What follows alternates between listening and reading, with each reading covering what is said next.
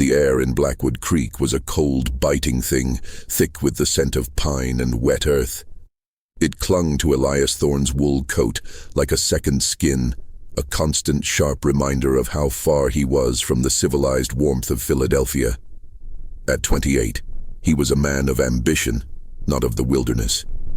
And the raw, unyielding landscape of central Pennsylvania was a world he was still learning to navigate. His job as the new foreman of Camp Blackwood was to turn a profit, not to listen to old wives' tales. But the moment he stepped off the supply wagon, the tales were all he heard. The camp was a haphazard collection of rough-hewn shanties and a single large bunkhouse, all huddled together against the vast, dark forest that loomed on all sides. A permanent twilight seemed to settle over the place, even at midday, due to the sheer density of the canopy. The men who worked there, bearded, calloused and silent, stared at him with an unnerving mixture of suspicion and pity. He'd expected the suspicion. He was a new face, a city man in a world of hard labor. The pity, however, was a surprise. Elias was greeted by Jebediah Jeb Stone, a hulking man with a graying beard and a perpetually weary look in his eyes. He was the camp's cook, a man whose presence was as constant as the smell of stale coffee and boiling beans. "You're Thorne, the new foreman." Jeb's voice was a low rumble like distant thunder. "Figured they'd send someone a bit sturdier." Elias offered a tight-lipped smile. "I'm sure I'll manage." Jeb grunted, his gaze drifting to the forest behind Elias, his eyes full of a deep, unsettling melancholy. "Maybe, but the woods have a way of managing us all in the end." That first day was a blur of introductions and assessments. The camp's owner, a distant man named Silas Miller, who operated out of Williamsport, had given Elias a simple instruction: get production back on track. The camp had been underperforming for months, and now, with 2 key loggers having disappeared in the past week, morale was at an all-time low.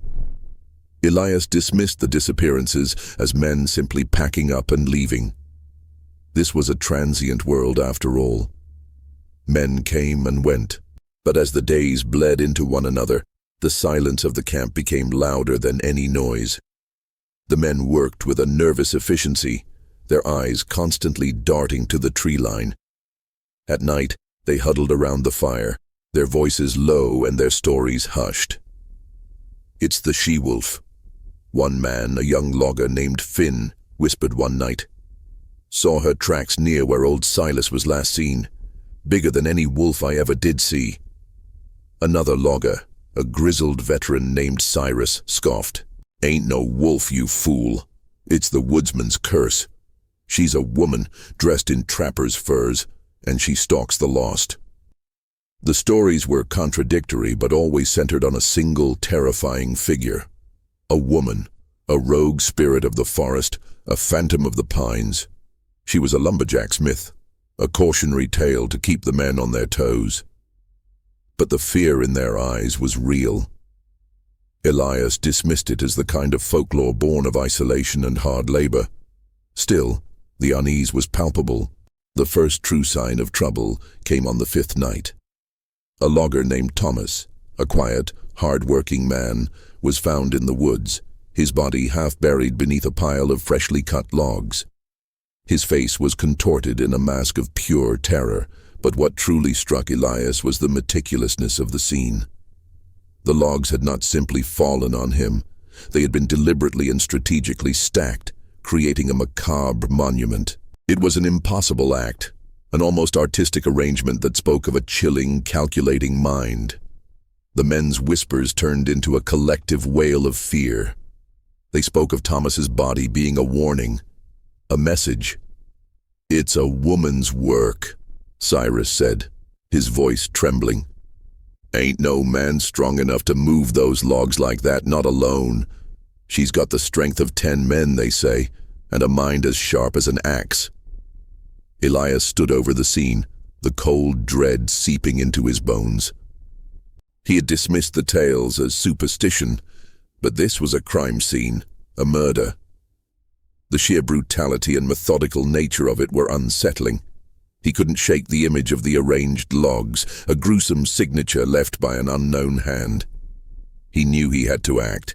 He couldn't lose another man, not if he wanted to save the camp and his own reputation. He gathered the remaining loggers, their faces pale and their resolve shattered. "We will stay together," he announced, his voice firm despite the tremble in his hands.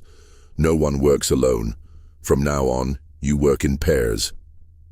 The men reluctantly agreed, but the measure did little to quell their fear. The whispers continued, evolving into full-blown theories. They spoke of a woman who had lost her husband to the logging accidents, a widow who had gone mad and now sought revenge. They spoke of a lone female trapper who had lived in these woods for decades, a legend who had been driven to madness by the solitude. Elias listened, his mind racing. He was a man of logic. There had to be a rational explanation. A drifter, perhaps, a man with a grudge against the camp. But the more he considered it, the less sense it made. The sheer effort of moving those logs, the strange ritualism of it all. It didn't fit. The next day, Elias decided to retrace Thomas's last known steps, accompanied by Jeb, whose stoic nature seemed to provide some small comfort. They found nothing at first, just the trampled, muddy earth and the scent of pine. Then, near a half-felled tree, Elias saw it. A deep gouge in the bark, a clean, precise mark left by an axe. It was a single stroke, but the depth and power of it were astonishing. And beside it, partially obscured by dead leaves, was a small, perfectly carved wooden bird. Jeb gasped, his face ashen. He knelt and picked it up, his thick fingers trembling. "My wife made these," he whispered, his voice catching in his throat. "For my daughters. She carved them from oak." Elias felt a new, chilling wave of realization wash over him. The bird was intricately detailed, a work of love, a piece of a woman's soul. It was a stark, disorienting contrast to the brutality of the murder. The killer was not just a brute, they were an artist, a monster with a human touch. And they were playing a game. Jeb's hand tightened around the carving, his knuckles white. "She's been leaving them," he said, his eyes filled with a new kind of terror. "Little trinkets. We thought they were just lost carvings from some wandering soul, but they're not. They're calling cards. She's marking her territory." Elias looked from the small, beautiful bird to the impossibly deep axe mark, his mind struggling to reconcile the two. The men weren't just paranoid. The whispers weren't just legends. There was a killer in these woods, and she was more real and more terrifying than they could have ever imagined. The first chapter of his time at Blackwood Creek had just begun, and the woods, he realized, were now a graveyard in the making. The discovery of the carved bird shattered Elias's remaining hope for a rational explanation. This wasn't a disgruntled lumberjack or a common murderer. This was something different, something with a sense of twisted artistry. He held the small wooden figurine in his palm, its smooth, cool surface a jarring contrast to the grim reality of Thomas's death. Jeb's words echoed in his mind. "She's marking her territory." Elias called a meeting in the mess hall, the air thick with the smell of stale coffee and fear. The men sat hunched over the rough-hewn tables, their faces illuminated by the flickering lamplight. "We found something," Elias began, holding up the bird. "A carving. Jeb says his wife used to make them. It was found near Thomas's body." A ripple of murmuring swept through the room. Cyrus, his face a roadmap of hard living, leaned forward. "A calling card, like I said. She's a she-devil, a spirit of this land." "No," Elias said, his voice firm. "She's a person, a woman, a killer. This is not a ghost story." He needed to ground them in reality, even if that reality was far more terrifying than a ghost. "This is a human being we're dealing with, and we will find her." His words did little to reassure them. They were men of muscle and steel, used to battling nature, not a psychological predator. The next day, the camp fell silent. The rhythmic thwack of axes and the groan of falling trees were replaced by an eerie quiet. The men were too afraid to work. They stood in small, nervous groups, their eyes fixed on the forest's edge. Elias knew he had to get things moving. He paired the men up as he had promised and sent them out, but their movements were slow and hesitant. He decided to take the most perilous job himself, scouting deeper into the woods, looking for clues, for any sign of a trail left by the killer. He took Jeb with him, trusting the old cook's knowledge of the land more than any of the younger men. They walked for hours, their boots sinking into the wet, loamy soil. The forest grew thicker, the trees closer together, and the light grew dimmer. The cold, damp air seemed to carry a weight of its own, pressing down on them. Elias felt the psychological toll of the place. Every snapped twig, every rustle of leaves made him jump. He was a city man, accustomed to the predictable chaos of streets, not the silent, watchful chaos of the woods. Suddenly, Jeb stopped, his hand raised. He pointed to a clearing ahead. "Look." Elias saw it then, a small, crude lean-to made of fallen branches and pine needles, almost perfectly camouflaged against a rock outcropping. It was a shelter, but it felt more like a lair. They approached cautiously, their senses on high alert. Inside, the air was stale and heavy. There were no personal belongings, no signs of a permanent resident, but there were drawings crudely scratched into a piece of slate. They were not of animals or landscapes, but of people, loggers. One figure, tall and gaunt, was unmistakably Thomas. Beside him, a figure was drawn with a jagged line across its throat. Another drawing showed two men working together with an enormous spider web drawn over them. The web, Elias realized with a sickening jolt, represented the pairs. She was watching them. She knew. "She's been observing the camp," Elias whispered, the words catching in his throat. "She knows our routines, our numbers." Jeb was already staring at a corner of the lean-to. "Look at this," he said, his voice barely a whisper. On the ground was a collection of small objects. A silver locket, a worn leather wallet, a broken pocket knife. Each object was recognizable. The locket belonged to the foreman who had disappeared before Elias. The wallet belonged to the logger who had gone missing a week before Thomas. The knife belonged to Silas, the man Finn had said had disappeared. The killer wasn't just a murderer, she was a collector. She was taking trophies from her victims, leaving them here as a morbid gallery. The sheer audacity of it, the cold, calculating mind required to do such a thing, sent a chill down Elias's spine that had nothing to do with the temperature. The killer was methodical, meticulous. She wasn't just lashing out in a fit of rage, she was hunting them, a predator meticulously planning her kills. As they turned to leave, a strange glint caught Elias's eye. Tucked into the roots of the rock outcropping was a small, leather-bound journal. It was old and weathered, and the script inside was faded, but legible. The first entry was dated years ago, written by a man named John Miller, the former owner of the camp. The entries spoke of a wife, a woman who had a strange affinity for the woods, a woman who had been taken from him in a logging accident. He had buried her, but he felt her presence in the trees, a constant loving spirit.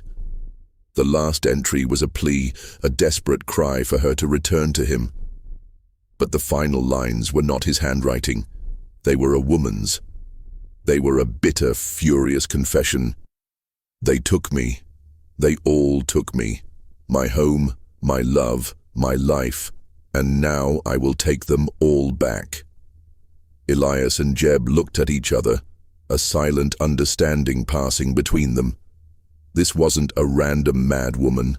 This was the widow of the camp's previous owner. The ghost stories, the legends, the rumors. They were all twisted versions of the truth. She hadn't gone mad from grief, she had gone mad from injustice. She believed the loggers had stolen her life, and now she was taking theirs. They hurried back to camp, the journal clutched in Elias's hand. The woods, which had seemed so quiet and empty before, now felt alive, watching, waiting. The drawings, the trophies, the journal. They were all part of a larger, terrifying puzzle. The killer was not just a hunter, she was a storyteller. She was writing her own tragic narrative in blood and fear, and they were all characters in her horrifying tale. The journal was a chilling, direct line into the killer's mind. Elias read the entries aloud to the men, his voice low and solemn, the words a hammer blow to their already shattered morale. The story of John Miller and his wife, a woman who saw the forest not as a resource but as a living entity, was a grim prologue to the horror they were living. The men listened in stunned silence, their faces a mixture of fear and dawning comprehension. The she-wolf was not a myth. She was a woman driven by a terrible, all-consuming grief and rage. The entries described a woman named Elara, a woman who found solace in the deep woods.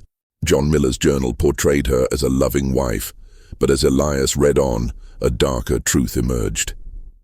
Elara was fiercely protective of the forest.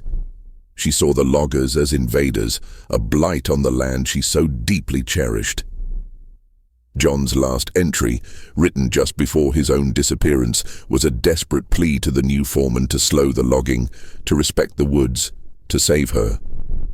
Elias finished reading, the silence in the room deafening. The men weren't looking at him anymore. They were looking at the trees, the vast, silent forest that had become their prison. "She's out there," Finn whispered, his eyes wide. "She thinks we're her husband's murderers. She thinks we're all guilty." Panic began to set in, a creeping, cold dread that was far more dangerous than any beast. Two men, unable to bear the psychological weight, packed their bags and fled into the night, ignoring Elias's pleas to stay. He knew they were likely walking into their own doom, but there was nothing he could do to stop them. Their fear had become a physical force, driving them away from the perceived safety of the camp and into the waiting arms of the killer.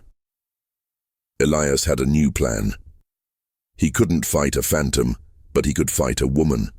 And to fight her, he had to understand her. He decided to go back to the spot where Thomas had been found.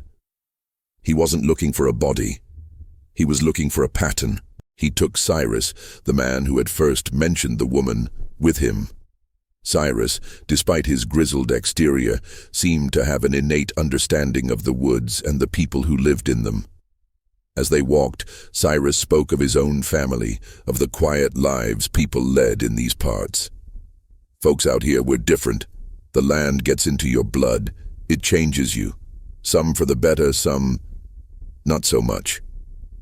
He looked at Elias with a somber expression. That's what happened to her. She wasn't a killer when she started. She was just a woman trying to save what she loved. But this place, it breaks you. They arrived at the site of Thomas's murder. The logs were still there, a monument to a senseless act of violence. Elias knelt, examining the ground. There were footprints, but they were almost impossible to distinguish in the soft, wet earth. He looked at the surrounding trees, at the way the light filtered through the canopy, and then he saw it. A series of small, almost invisible marks on the bark of several trees, spaced out at regular intervals. It was a trail left not by footsteps, but by a tool, an axe. Elias's heart pounded in his chest. She wasn't just killing them, she was leading them somewhere. He followed the marks, with Cyrus close behind. The trail led them deeper into the woods, towards a part of the forest no logger had dared to venture into before. It was a place of old-growth trees, the kind that had stood for centuries, their branches tangled like gnarled fingers. The light here was even dimmer, the air colder. The silence was absolute. The trail ended at a small, hidden cave, the entrance partially obscured by a waterfall of moss. As they approached, Elias felt a strange sense of foreboding. He knew what they would find inside, the killer's sanctum, the heart of the darkness. Inside the cave, the air was cold and stale. There was no one there, but there were more of the carved birds, laid out in a circle on a flat rock as if in a ritual. In the center of the circle was a single larger carving, a small wooden statue of a woman with a menacing, twisted smile. She was holding an axe, her eyes blank and soulless. It was a self-portrait, a terrifying confession. And then Elias saw the other journals. They were neatly stacked in a small pile, each one a different man's diary, a different logger's story. The ones who had disappeared before him. Elias realized with a gut-wrenching certainty that she wasn't just killing them. She was documenting their lives. She was trying to understand them, to find a reason for her hate.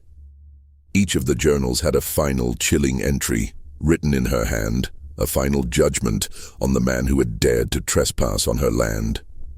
One of the journals belonged to a man named David, a logger who had left a wife and 2 young children behind. Elias read the final entry in her handwriting, a bitter summary of the man's life and his so-called crimes against the forest. He took the trees that housed the birds. He stole the shelter, so I stole his home. Another journal, belonging to a man named Henry, a logger who was known for his boisterous laughter and singing, had a similar entry. His joy was a noise in my quiet home. I gave him silence. Forever. Elias and Cyrus stood in the cave, surrounded by the remnants of the lives she had taken. The killer was not just a murderer. She was a judge and an executioner, a twisted god of the forest who was meticulously cataloguing the sins of every man who crossed her path. She wasn't just killing them, she was stealing their stories, rewriting their lives with a final bloody ending.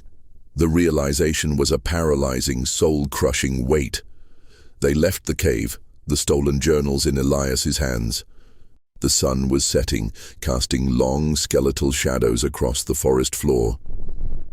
As they walked, a single, clear sound echoed through the trees, a sharp, rhythmic thwack of an axe. It wasn't the sound of work, it was the sound of a warning, a song of a woman's cold, unyielding rage.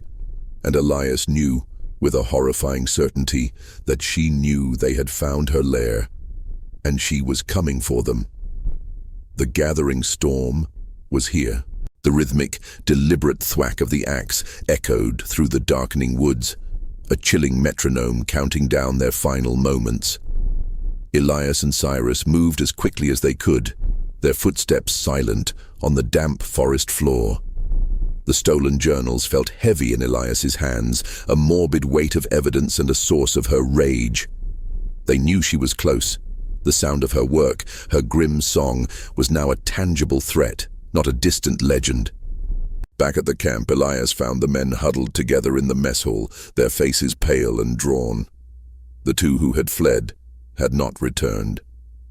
Elias placed the stolen journals on a table. "This is not a ghost," he said, his voice raw. "This is a woman named Elara. And she's not just killing us, she's judging us. She believes we're all guilty of ruining her home and her life."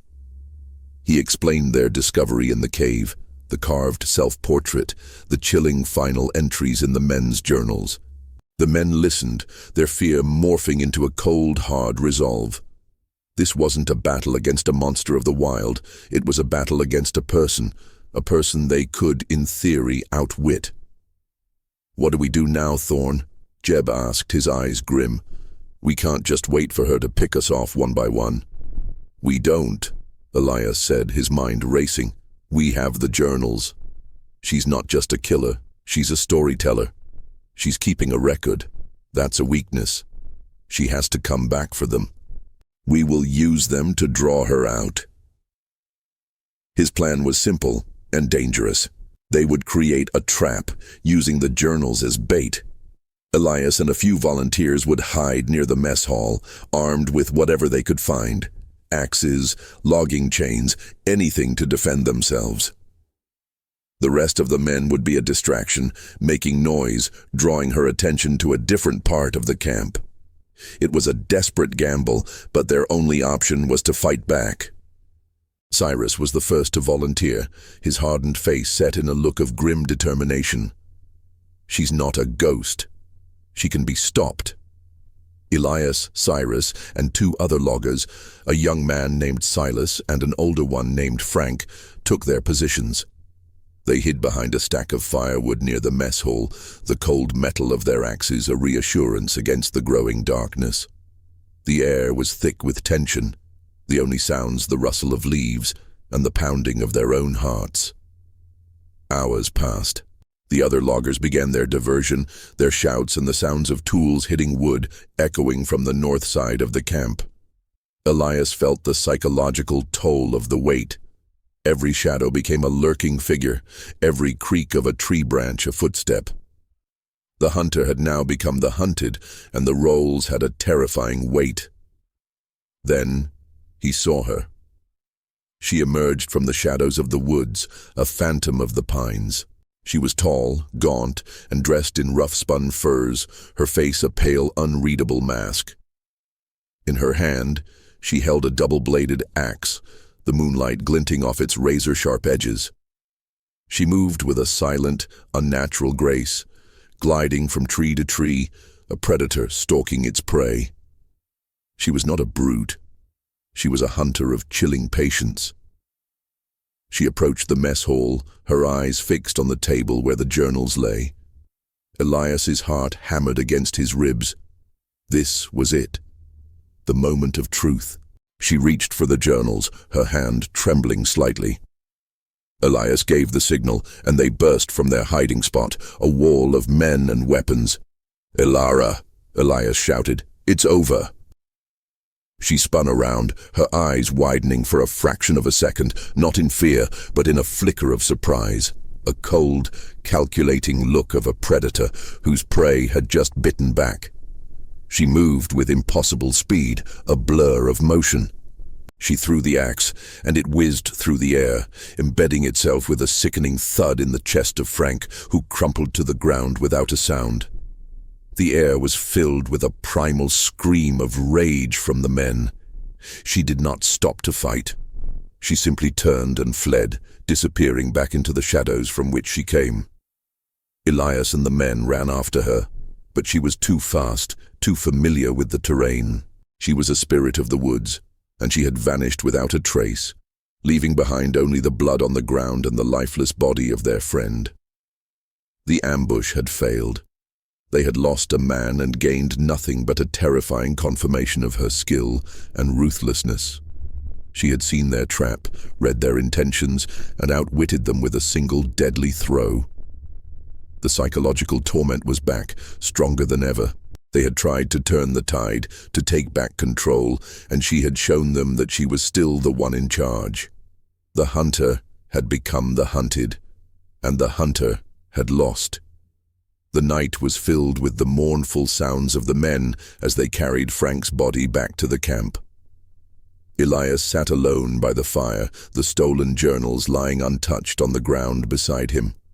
He looked at the vast, silent woods, the shadows of the trees now seeming to mock him. The game had just become deadlier. She was not just a killer, she was a tactician, and she had just taught him a devastating lesson. He had thought he could fight her. She had shown him that he was just another character in her bloody, unfinished story. And now, she was writing the next chapter. The camp was a graveyard of broken spirits. The failed ambush and Frank's death had extinguished what little hope the men had. They no longer spoke of fighting back. They spoke of leaving. Elias, however, was now more determined than ever. This was no longer just about survival. It was personal. She had taken a man's life right in front of him, a direct challenge he refused to ignore. He spent the next day poring over the stolen journals, searching for a deeper truth, a chink in her psychological armor. He found it in a small, hidden section of John Miller's journal. It was a section written in a different hand, a section written by Alara herself. It was a letter to her husband, a confessional, a plea. In it, she spoke of her fears, of her rage at the logging, and of a secret, a son, a child she had lost years ago to a logging accident, a child she believed had been taken by the very forest she so fiercely protected. The accident had broken her, and her husband's death had pushed her over the edge. Elias felt a cold wave of realization wash over him. This was her motive. Her rage was not just at the loss of her husband. It was at the loss of her child. The men weren't just invaders to her, they were murderers of a ghost she couldn't let go. She wasn't just killing them. She was seeking a twisted form of justice for the son she had lost. He saw a flicker of humanity in her, a glimmer of the woman she once was, a mother driven mad by unimaginable grief. It was a weakness he could exploit. He gathered the remaining men and told them what he had found. "She's not just killing us because of the land," he said, holding up the journal. "She's killing us for her son. A son she lost in a logging accident. We're paying for a past we had no part in." The revelation had a strange effect. Some men were moved, their fear replaced by a kind of grim sympathy. Others became even more terrified. The killer was a mother, a woman with a purpose, a cold-hearted judge. They were no longer just men in a logging camp. They were an army of ghosts to her, a constant living reminder of her loss. Elias had a new plan, one that relied not on force, but on psychology. He had to show her they understood. He had to appeal to her lost humanity. He decided to leave a peace offering, a small wooden toy, a simple carving of a deer, the kind a child might play with. He would leave it at the base of the tree where her son had supposedly died, as a symbol of peace, a plea for her to stop.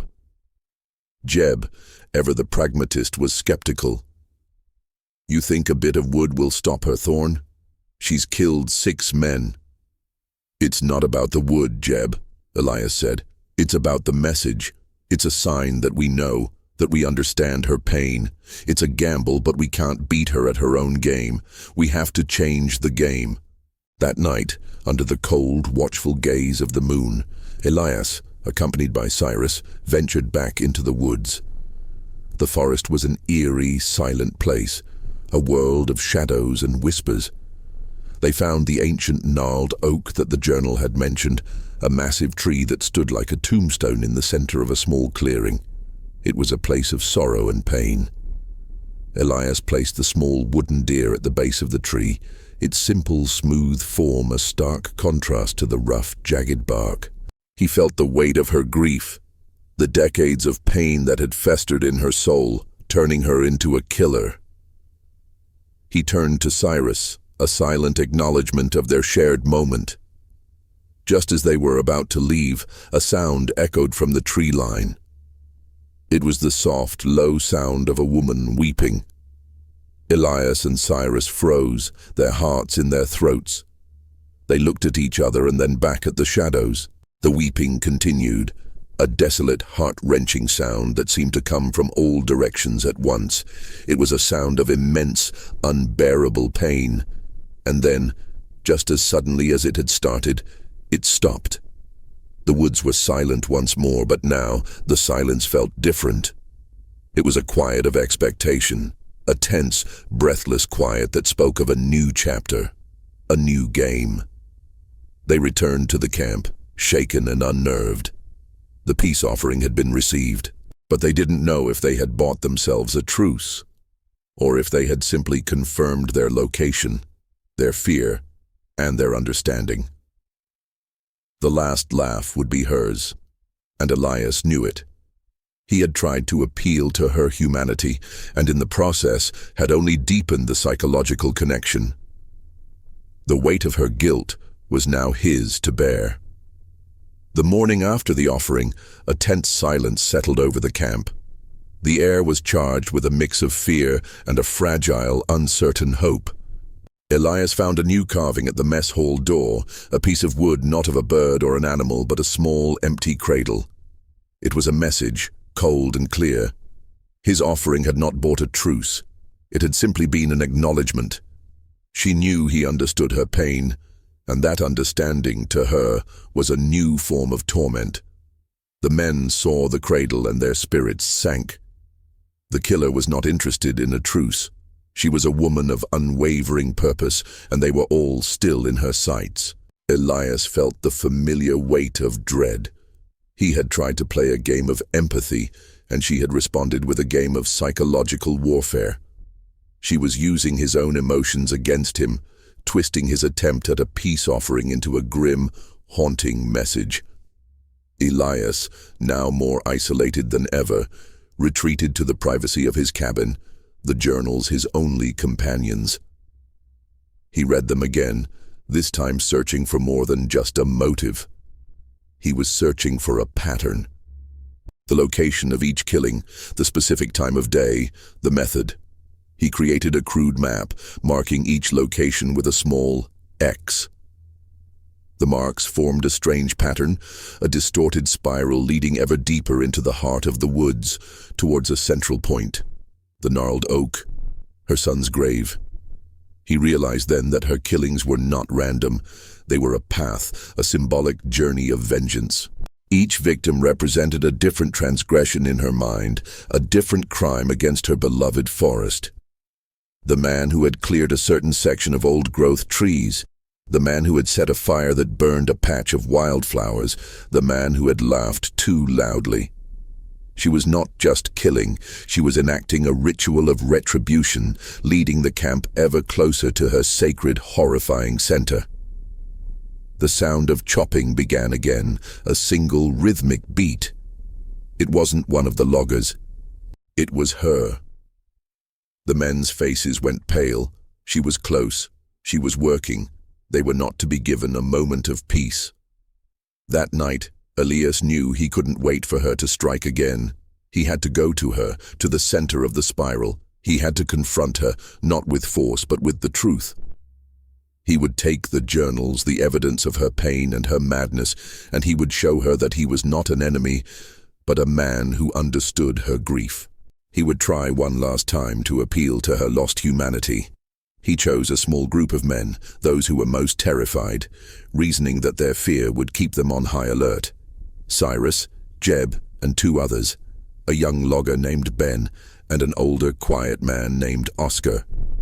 They armed themselves with hatchets and knives, but Elias's only weapon was the bundle of journals clutched tightly in his hand. The walk was an exercise in terror.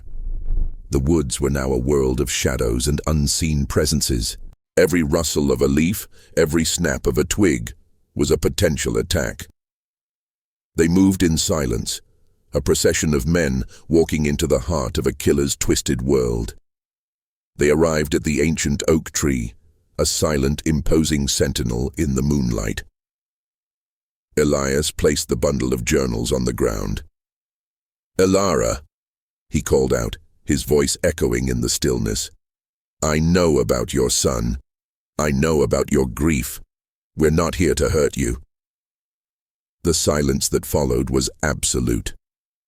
For a moment, Elias felt a flicker of hope. Maybe she was listening. Maybe she was touched by his words. And then the sound of a single, slow clap echoed from the tree line. It was a sound of mockery, a cold, derisive applause. Elias looked up, and in the shifting shadows of the trees, he saw her. She was standing on a high branch of a pine tree, her form almost completely obscured. She was a silent observer, a ghost in her own kingdom, watching their pathetic display. She did not speak. She simply raised her arm, and a single, perfectly carved toy axe, a miniature of the one she wielded, dropped from the branch. It landed with a soft thud at Elias's feet, a final, chilling message. There would be no peace. There would be no understanding. She was the judge, and they were all condemned. She had let them come this far, into the center of her web, only to show them that they had fallen completely into her trap. The hunter had finally cornered her prey, and now the hunt was over. The killing was about to begin. The small carved axe was a cold, final statement. Elias and his men stared at it, the blood draining from their faces. She had been watching them the entire time. She had let them walk into her trap. The forest was her lair, and they were all caught in a net of her own making. The air grew colder, the silence deeper. The psychological game was over. The physical one had begun. Without a word, she dropped from the tree, landing with an almost silent grace. She moved toward them, not in a rush, but with a deliberate, haunting slowness. She was a specter of vengeance, her eyes empty, her face a mask of cold fury. She held her double-bladed axe, the moonlight glinting off its edges, a silent promise of death. "Run!" Elias shouted, his voice a raw scream of panic. "Run back to camp!" The men, their resolve shattered, turned and fled, their footsteps a frantic, uneven rhythm on the forest floor. But Elara did not pursue them. She moved with a calculated purpose, cutting off their path back to camp, her axe a blur of motion. She was not hunting to kill, she was hunting to divide. She was playing with them, her prey, separating them one by one. Elias ran with Oscar, the older logger. But as they rounded a thicket of pine, a single sharp thwack echoed from behind them. A high-pitched scream, cut short. Ben. They didn't stop to look back. They couldn't. She was toying with them. Elias realized it with a horrifying certainty. She had lured them into her hunting grounds, and now she was teaching them a final, terrible lesson. She was showing them the futility of their attempts to fight her, to reason with her, to outsmart her. They were all just a part of her ritual, a final act in her tragic play. Elias and Oscar kept running, their lungs burning, their legs aching. The sounds of the forest, once a comfort, were now a source of terror. The rustle of a leaf became her footsteps, the snap of a twig became the sound of her approaching axe. The world was her weapon, and they were lost in it. They stumbled into a small abandoned trapper's cabin, the wood rotting and the roof caved in. They collapsed inside, gasping for air, their bodies trembling with exhaustion and terror. Oscar, his face pale, looked at Elias. "She's not just a woman, Thorn. She's a force of nature. She's part of this place." "No," Elias said, his voice hoarse. "She's a person. A broken, twisted person, and broken people can be stopped." He knew he was lying. She was a force of nature. She had turned the woods into her own kingdom, and they were just intruders, trespassers on her land. A shadow fell over the doorway. They looked up, their hearts leaping into their throats. It was Jeb, his face a grim, resolute mask. He had a hunting knife in his hand, its blade glinting in the pale moonlight. "Jeb," Elias said, a wave of relief washing over him. "Thank God." Jeb did not respond. He simply stared at them, his eyes wide and unblinking. "She spoke to me," he said, his voice a monotone whisper. "She told me. She said I was the only one who truly understood her, the only one who knew her sorrow." Elias felt a cold, dreadful certainty settle in his stomach. He looked at Jeb, at the vacant, almost hypnotized look in his eyes. He wasn't seeing Jeb anymore. He was seeing the killer's newest tool. "She said," Jeb continued, raising the knife, "that the ones who understood, they must be the ones to finish the job." Elias scrambled back, his mind screaming a silent, "No." Oscar, paralyzed by shock and fear, just stared. Jeb lunged, the knife a blur of silver. Elias rolled away, the blade missing him by inches, embedding itself in the rotten wood of the floor. Jeb, his face a contorted mask of a stranger, turned to Oscar. The older man, helpless, could only watch as the knife rose and fell. Elias scrambled to his feet and ran, abandoning his friend, abandoning the man who had been his only solace in this horrifying ordeal. He ran back into the woods, into the darkness, into the home of the killer. He was alone now, completely. The killer had not just killed his men. She had turned them against each other, using their own fear and despair as her weapons. He was the last man standing, the final piece in her twisted game. The hunter had won.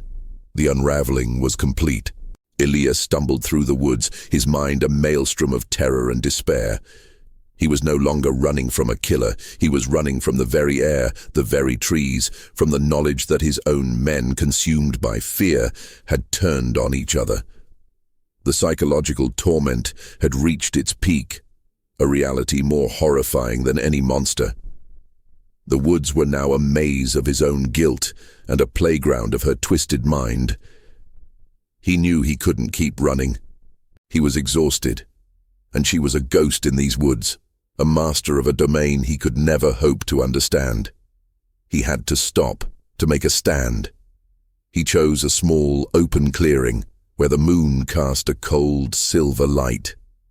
It was a place where she could not hide.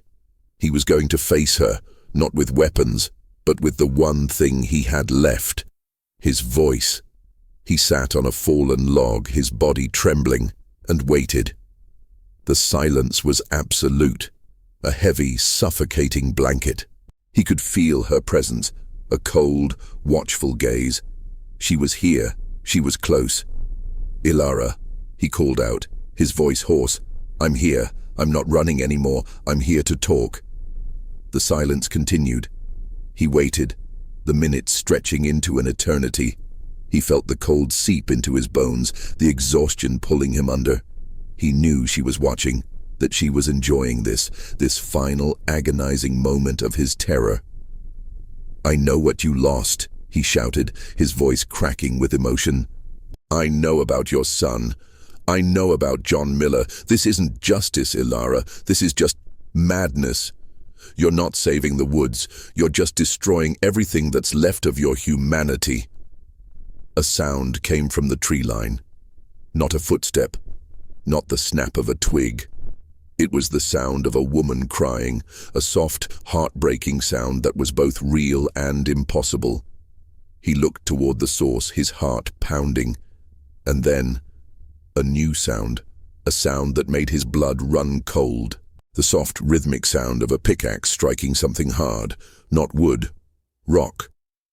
He scrambled to his feet and ran toward the sound, his mind reeling. He pushed through a thicket of thorny bushes, and there, in a small, hidden clearing, he saw it. It was a new grave, a freshly dug plot of earth. And standing over it, her back to him, was Ilara. She was not holding an axe. She was holding a pickaxe, its point stained with mud. He looked around. The clearing was filled with small, crude graves, each one marked with a small carved bird. Her cemetery, her collection. She had not just killed them, she had buried them. She was not just a murderer, she was a gravedigger. She was turning her hunting camp into a graveyard, just as the title of his story had predicted. Elias walked slowly toward her, his mind struggling to comprehend the horrifying scene. "What is this?" he whispered, his voice trembling. She turned to face him, her eyes empty, her face a mask of grief. She didn't look like a killer. She looked like a woman who had been broken beyond repair. "They're all here," she said, her voice a low, haunted whisper. "The ones who hurt him, the ones who took my home. They're all here now, safe." He looked at the graves, at the small, crude birds that marked their final resting places. He saw the face of Thomas, of Frank, of Ben, of Oscar. He saw Jeb's grave.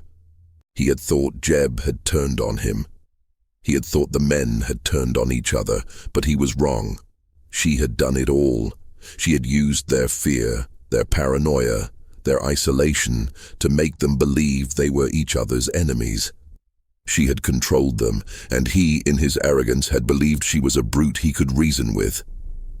"They're not safe, Ilara," he said, his voice now a desperate plea. "They're dead. You've killed them. You've lost. You're alone. All of this." It's for nothing." Her eyes filled with a cold, malevolent light. "You don't understand," she said, her voice a chilling monotone. "You're a city man. You don't understand the bond between a person and the land. They killed my son. They killed my husband. They took everything. And now, I have taken everything back." She raised the pickaxe, its point glinting in the moonlight. "And now," she said, her voice rising to a fever pitch, "I will take my final prize." He stood his ground, his arms at his sides. He had no weapons. He had no escape.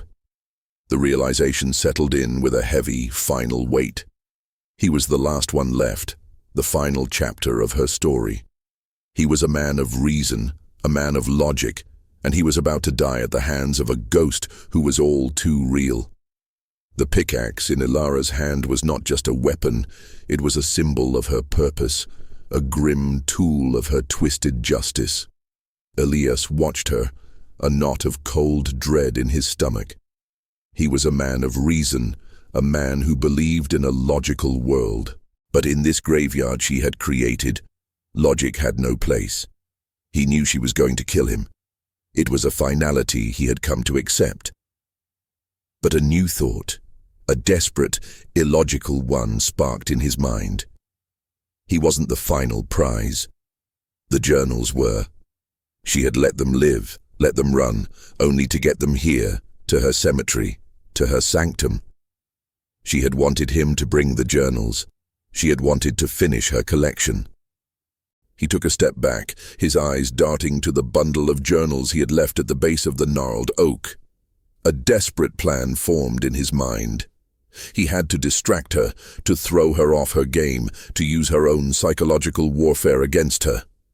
"The journals, Ilara!" he shouted, his voice a frantic, desperate plea.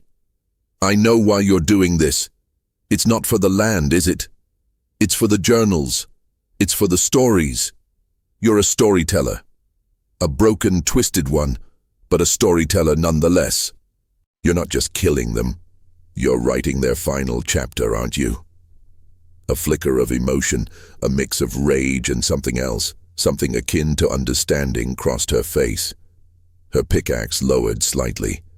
Elias pressed on, the words pouring out of him. "You're not a force of nature, Ilara. You're a human being who's so lost in grief, so blinded by rage, that you're turning people into ghosts. You're creating your own monster, and that monster is you." He took a step closer to her, his voice softer now. "You're not a ghost of the woods. You're a ghost of a person. You're a ghost of a mother. And that's all you'll ever be." The words hit her like a physical blow, her face contorted in a mask of pure, unadulterated pain. The pickaxe trembled in her hand. For a moment, a fleeting, terrifying moment, Elias saw the woman, the wife, the mother she once was. He saw the grief, the sorrow, the weight of decades of loss. He saw the human behind the monster. And then, just as quickly as it had appeared, the humanity vanished. Her eyes hardened, her face became a blank slate of cold fury. He had appealed to her, and she had rejected his appeal. He had tried to connect with her, and she had just shown him that the connection was nothing more than a new kind of game. She raised the pickaxe, her body a coiled spring of fury. "You don't understand," she shrieked, her voice a raw, desolate cry. "No one understands. They took him. They took my child. They took my home, and I will make them pay, all of them." She lunged, a blur of motion, her pickaxe a deadly arc of steel. Elias threw himself to the side, the sharp point missing his head by inches, embedding itself in a tree trunk with a sickening thud. He scrambled to his feet and ran, not back to camp, but deeper into her graveyard. He had to find a way to trap her, to outsmart her. He had to use her own psychological game against her. He ran toward a small, mossy rock outcropping, a place where the ground was uneven and the footing treacherous. He knew she would follow. She had to. She was a hunter, and he was her final prey. She pursued him, a silent, relentless presence. He could hear her footsteps now, a swift, purposeful rhythm. He could feel her getting closer. He reached the outcropping and leaped to the side, hiding behind a thick curtain of moss. He held his breath, his heart hammering against his ribs. She emerged from the shadows, her eyes darting, searching. She was a ghost in the machine, a perfectly calibrated killing machine. She was so focused on the hunt, so consumed by her rage, that she was blind to everything else. Elias saw his chance. He crept from his hiding spot, a silent, watchful shadow. He moved toward her, his mind a whirlwind of terror and grim purpose. This was it, the final stand, the last gamble. He was going to use her own madness against her. Elara was a figure of cold, unyielding rage, her entire being a single-minded instrument of revenge. She was a ghost in a machine of her own making, a perfect killer. Elias knew he couldn't beat her with brawn. He had to beat her with her mind. He had to become a ghost himself, a presence she couldn't see, a voice she couldn't ignore. As she searched for him, her eyes darting from shadow to shadow, Elias crept toward her. He was a silent, purposeful presence, a hunter in her own hunting grounds. He was a city man, a man of logic, and he was about to use the one weapon she hadn't accounted for: rationality. He spoke, his voice a low, calm whisper that seemed to come from all directions at once. "You're a collector, Elara. You collect stories. The stories of the men you killed. You rewrite them with your own ending. But what about your story, Elara? Who's writing that one?" She froze, her head snapping up, her eyes wide with a flicker of confusion. The voice was everywhere and nowhere. It was inside her head. "You think you're in control," Elias's voice continued, a ghostly, disembodied sound. "You think you're the hunter, but you're not. You're a victim. You've been playing a game you were never going to win, and now you've lost." The terror on her face was a chilling, beautiful thing. She raised her pickaxe, not to kill, but to defend herself against the voice, against the logic that was tearing her reality apart. She was losing her mind, and Elias knew it. "There's no one left, Elara," his voice whispered, a phantom presence. "They're all gone. You killed them. You killed them all, and you turned their lives into a bloody, meaningless story. You're alone. All of this. It was for nothing." She shrieked, a raw, tormented sound, a woman pushed to the very edge of her sanity. She turned in a frantic circle, swinging her pickaxe, the metal striking rock and tree trunk with a desperate, meaningless sound. She was no longer a hunter. She was a trapped animal. And then Elias made his move. He emerged from the shadows, his face a grim mask of determination. He moved toward her not with a weapon, but with his hands. He was going to use her own mind against her. He was going to show her the truth. He dodged her wild, frantic swings, his movements a blur of desperate motion.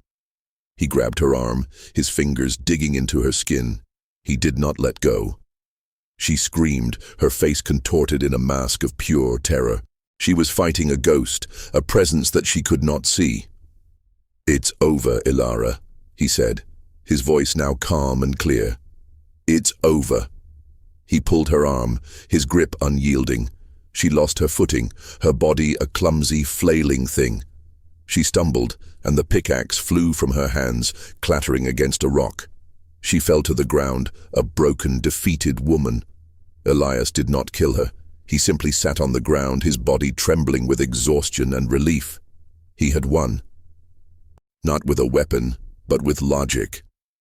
He had shown her that she was not a ghost, not a force of nature, but a human being who had been driven mad by grief and rage. She lay on the ground, sobbing, her body racked with a grief that had festered for decades. The madness was gone, replaced by a terrible, soul-crushing sorrow. She was a victim of her own twisted reality, a person who had lost everything and had nothing left but the ghosts of her own making. The authorities would come later. The story would be written. The legend of the she-wolf would be born. But Elias knew the truth. She was not a monster. She was a woman who had lost her way in the deep, dark woods of her own mind. He had won the battle, but she had lost her war. A war that had been fought in her own soul, a war that she had lost long, long ago. The last judgment had been made, not by a god, but by a man who had been pushed to the very edge of his own sanity.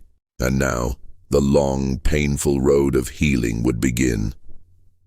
But he knew, with a certainty that chilled him to the bone, that the shadows of Blackwood Creek would follow him for the rest of his days.